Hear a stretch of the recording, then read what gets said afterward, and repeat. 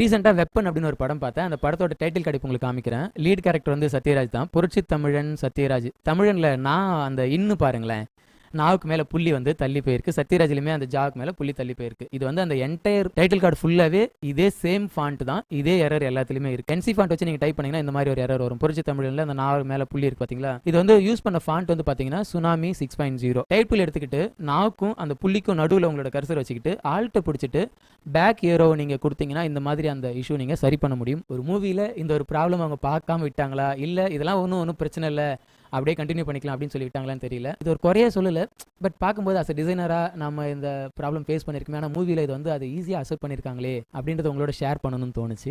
இதை பற்றின உங்களோட கமெண்ட்ஸை வீடியோ கீழே நீங்கள் போஸ்ட் பண்ணுங்கள்.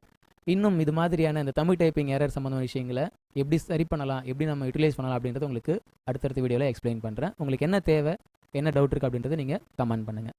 தேங்க்யூ.